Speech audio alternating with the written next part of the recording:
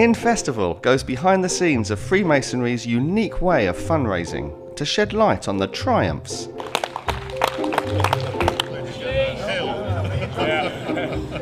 challenges,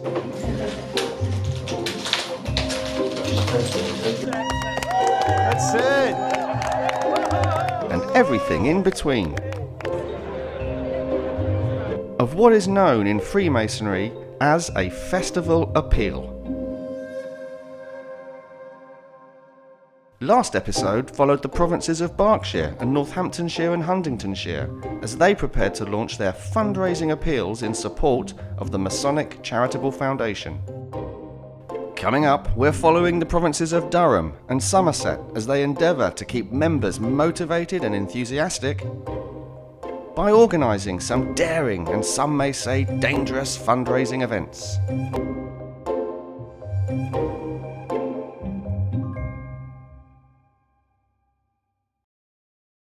Halfway through, just how have they found running a festival appeal? Running the festival appeal so far has been quite challenging, but very exciting all the same. I think the challenges I have had personally is time, trying to fit everything in with all our other Masonic duties, our family commitments and our work, which always have to come first. But I've been very fortunate that I've got a fantastic team sharing the information that we do, and we have regular get-togethers, and I think having that support has been a great help for me, and I think sharing the workload has really helped us. An average of 5 years is a long time for a festival committee to maintain enthusiasm from their members, something which is commonly referred to as festival fatigue. Over in the province of Somerset, it looks as though their festival fatigue is coming to an end.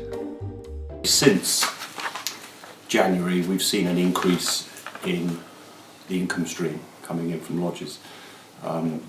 December's income from lodges was about £7,000, which is the lowest I think I've ever seen it.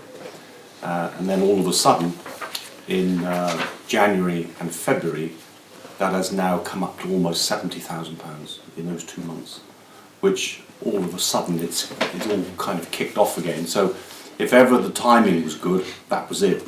I think it was generally thought that we had a bit of a lull in proceedings over the last 12-18 months, with almost sort of what you might call festival fatigue, and this certainly now has been able to reinvigorate the festival.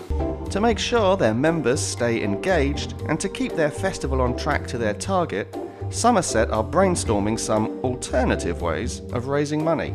The one that I moved on to, because we've done the falling out of a plane, we've done the wing walk, we've done 3 peaks, but firewalk, walking on hot coals, using a professional company to do it.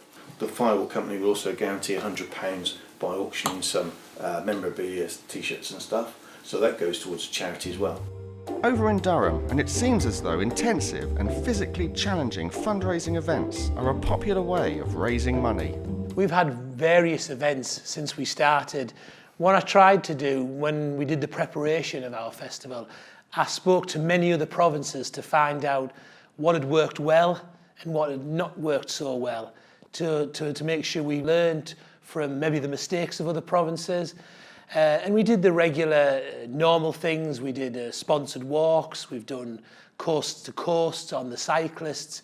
Last year when we rode from coast to coast, we had fantastic camaraderie with all the brethren, which was something we wanted to recapture again this year. Last year's ride raised £25,000, but the galvanising and the friendships that were made was a massive benefit from that weekend, and those guys now visit each other in lodges. They've got small, they do cycle rides together, and we wanted to try and recapture that again this year.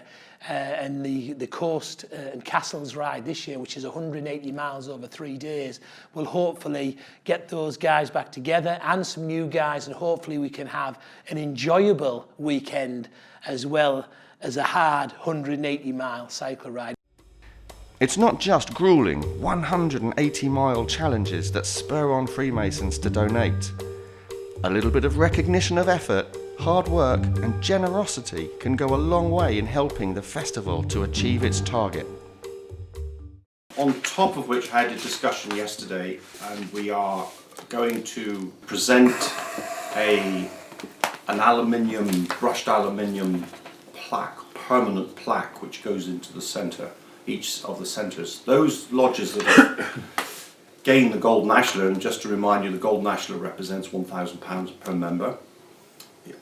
We should rightly be making a huge fuss of them, and I think this goes a little bit toward making a big fuss of these lodges, because they've done exceptionally well. This is going to be a massive incentive for lodges to want to do this. They want this to be a recognition not of their own wealth or their own resource that they have available, but they want to do this to support lodges who can't, which is exactly the essence of what this fraternal organisation is all about. Somerset and Durham have both spent months planning, organising and promoting their events to try and make their festival appeals as successful as possible. Have they done enough? First up, it's the day of Somerset's Firewalk. Whilst the Firewalk team set up, participants are gathering for a barbecue feast followed by a Mind Over Matter workshop with small challenges to mentally prepare them for the bigger task ahead.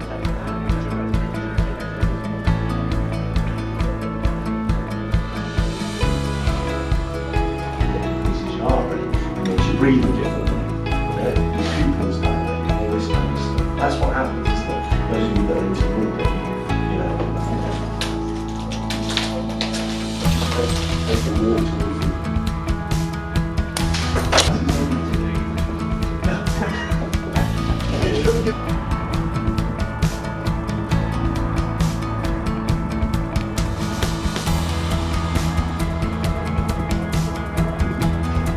I want to get on with it now. I believe I can do it. It makes perfect sense. It shouldn't make sense, but the science is with us, so just really looking forward to doing it now, I have to say.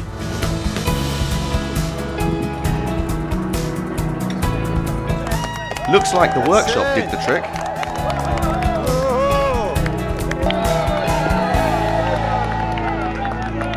Next, it's on to Durham for their 3-day bike ride. After a hearty breakfast and a last-minute equipment check, it's time to hit the road.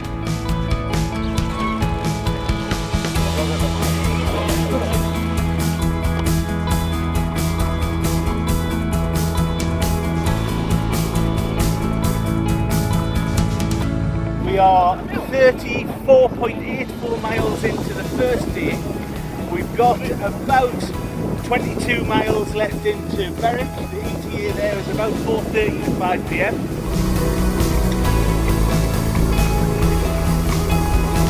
We're having a great first day. Everything's going to plan. Nearly going to plan, we're doing alright. Next stop, Berwick upon Tweed.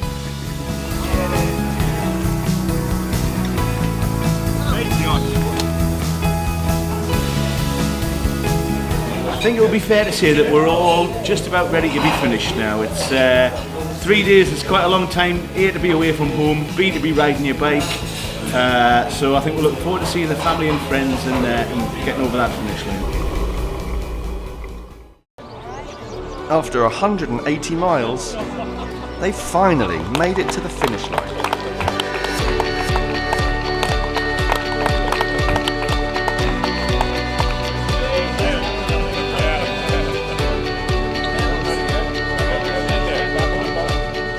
I think we can all agree that's a well-deserved beer. Finishing the ride today at this moment in time, I'm feeling totally elated about the sense of a personal achievement, an achievement by all the guys that we've been, the new friendships we've created. It's been absolutely fantastic. I wouldn't have missed it for the world.